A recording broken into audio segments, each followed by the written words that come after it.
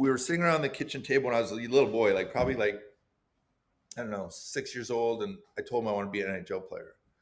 And he said, okay. He didn't say no. He didn't say that's impossible. He said, okay, what do they do different than you do? And I'm like, everything. Like they're better skaters, they're better shooters, they can handle the puck better, they're physical, they're strong, they got these big strong bodies and stuff.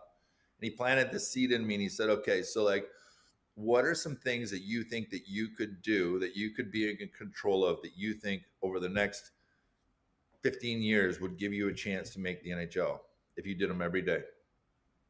And I said, well, number one is my shot. I got to get a NHL caliber shot.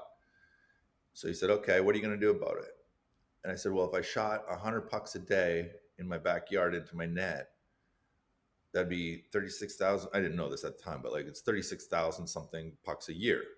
If I did that for 15 years, that's a big number, right? And other kids aren't doing it. So I would always like ask myself, like, what are other kids not doing that I could do? Like, even just going for runs every day, even trying, I asked for ankle weights for Christmas at 6 years old, just so I could build my legs stronger. And I wore ankle weights to school. Like I was an idiot. Like kids would make fun of me. I asked for rollerblades.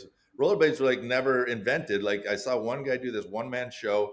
I said, oh my goodness, what are those things? And he goes, there's this place in Edmonton, Alberta, you can drive and you can get them. And it was like skating on the concrete. And I couldn't believe this is a possible thing. And I said, I have to get those. So I delivered I always made my own money. You're dating yourself now, Dave. I just want you to know that, buddy. Yeah, that's all right. Hey, like fine wine, baby. So I love it. So I'm rollerblading around town delivering my newspapers, right, on my rollerblades. Instead of taking the bus to school, I'm racing the bus to school. And at first the bus would kick my butt because I was not really used to them and stuff. And kids would like be laughing at me. They're on the bus and I'm driving on the sidewalk, going as fast as I can. And I'd jump off the curb and then the bus would have to stop and pick up more kids and then it would pass me again. And it was like this game, cat and mouse game the whole way to school. And it kicked my butt like the first, like, I don't know, probably 20 times. It always beat me. And then I started beating the bus and all the kids were like cheering out the window and they all knew, oh, they're all my friends. It's a small town. And I'd rip into the school in my rollerblades and Mr. Armstrong would be there. And he's like, Dave, I told you, take those rollerblades off. So I'd pull my shoes out of my backpack and that was my thing. And I didn't think of it like training. I thought of it like as a fun game. And if I could beat the bus, that'd be the greatest day of my life. And then I finally beat the bus and then I'd beat the bus by a minute. And then I beat it by 5 minutes and 10 minutes. And then it wasn't even close. And I kind of found my rhythm. But think about it. If I live like 2 or 3 miles from the school, that's 6 miles a day on rollerblades that nobody else is doing. Then I go home and I shoot my 100 pucks in the backyard. And I used to collect them after the big kids would shoot them off the crossbar and they'd go outside the arena. I'd run around the arena and stuff pucks in my pocket and take them home. And then I had this like milk crate, you know, those things that, and I just pile pucks in it and I'd shoot it in my backyard. And I'm sitting there and I'm thinking, you know what? Nobody else is doing this. Nobody else is doing this. I'm creating a gap between me and all my competition. And that's when I started to score the 7, 8, 9 goals a game and stuff and realized like I was getting better and everybody else was kind of staying the same.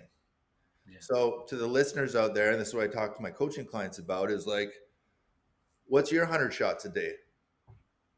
What's your thing that you can do every day that's going to help create a gap between you and your competition?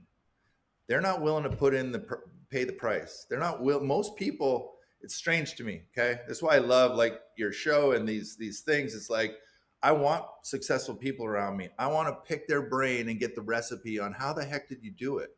Because it seemed like all the odds are stacked against you. Yet you do it over and over and over again. Same thing with me on all these other things. The Ironman. 5 years ago, my brain was so damaged after my concussion problems. I had bleeding in my brain. I slurred my speech. I dragged my leg when I walked. I was like barely alive. Like I was not functioning at a high level. I was declared permanently disabled from the Mayo Clinic after my injuries. And I wanted to like end my life because my brain didn't work. Nothing worked. Like my whole system was just shut down. I had no memory. I could film this and not remember filming it the next day. I had no short-term memory at all. So it's terrifying as a dad of a 1-year-old, a 2-year-old, and a 4-year-old when I can't even know where my kids are when my wife leaves to get groceries. And she's like, where's Sawyer? Where's Caden? I'm like, I don't know. Like, it's dangerous. So I was terrified. So that's, a whole nother story about my healing journey and how I traveled around the world and I worked with Tony Robbins and all these monks and shaman and healers and energy workers and all this stuff, spiritual guides. And God was working in my life constantly, but at the time it felt so dark and so desperate that like I literally thought it'd be better if I just wasn't around I didn't want to be a burden to people, which is terrifying for me to say because I'm a happy person and all that, but my brain just wasn't working. But 5 years later, I complete a 140-mile race in really good time. I might try to qualify for the world championships, even though I've only run one race in my life, but my time was pretty decent. And, if I can shave a couple hours off, I could be on world championship time. So I'm like, is that what I'm going to do for my 50th birthday next year?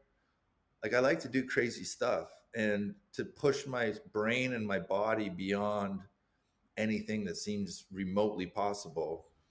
And when you're in a race for 12 hours or whatever, and you're alone with no headphones in, and it's you and your thoughts, like you have a lot of conversations with yourself.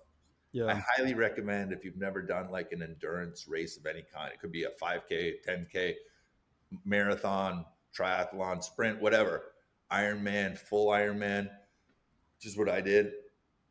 You learn a lot about who you are and how amazing the mind and the body is, because it's not a body thing at that point, it's kind of a mind thing, and 12 hours is a long time to be locked in. If you want to save time on watching all the episodes but still get all the gold nuggets that we find from interviewing these 7, 8, and 9-figure entrepreneurs, then you can get all of that inside of the 2 Comma Club newsletter. Just go to 2ccnewsletter.com and subscribe.